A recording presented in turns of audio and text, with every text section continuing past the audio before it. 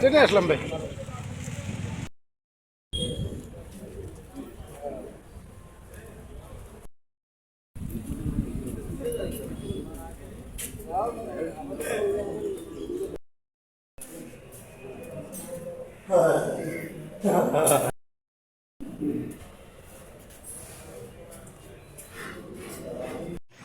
আবার দেখেন যে কিছু লোকজন চাঁদা আদায় করতেছে, তখন ইউনো মহোদয় সাথে থাকা পুলিশ সদস্যদের সহযোগিতায় দুইজনকে, নাম হচ্ছে সোহেল রানা এবং বেলাল, তাদেরকে ধরে নিয়ে এসে ইউনো অফিসে রাত হয়ে গেছে, তখন ওইখানে আইনগতভাবে 1 মাস করে সাজা প্রদান করে এবং নির্দেশ দেওয়া হয় রাত যেহেতু বেশি হয়ে গিয়েছে এই আসামিদেরকে থানা হাজতে নিয়ে যাওয়া হবে।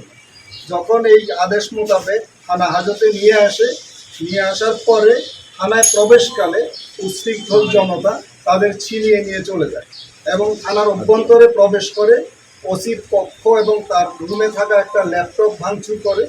অন্য কক্ষে সাব ইন্সপেক্টররা বসেন, ওইখানে 8টা ল্যাপটপ ভাঙচুর করা হয় এবং একটা ল্যাপটপ নিয়ে যাওয়া হয়। এরপরে থানার প্রবেশকালে এখানে যে গ্লাস আছে, দ্যাট মিনস জানালা আছে, জানালার গ্লাস ভাঙচুর করে এবং পুলিশের একটা পিকআপের সামনের গ্লাস ভাঙচুর করে। বর্তমানে অতিরিক্ত ফোর্স মোতায়েন রয়েছে, বিজিবির টহল বিদ্যমান রয়েছে, বাকি আইনগত বিষয়াদি প্রক্রিয়াধীন আছে। এরপরে আরেকটা জিনিস হচ্ছে, গতকালকে যে যখন রাত্রে থানা আক্রমণ করা হয় তখন আমাদের এসপি সাহেব হাতিবান্ধা থানা ওসিকে বলেন যে থানার ওইখানে সমস্যা হচ্ছে, আপনি আপনার থানা থেকে ফোর্স নিয়ে এই পাটগ্রাম যান।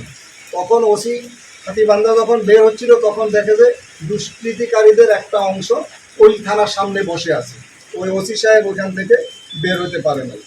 এই গতকালের ঘটনা দেখার জন্য আমি আমার সাথে এডিশনাল ডিএজি জনাব শরীফ, জেলা প্রশাসক মহোদয়, পুলিশ সুপার মহোদয় এবং ইউনো মহোদয় আমরা ঘটনাস্থল পরিদর্শন করি। বাকি আইনগত প্রক্রিয়া যেটা আছে ওটা চলমান আছে, বাকি জিনিসগুলো আমরা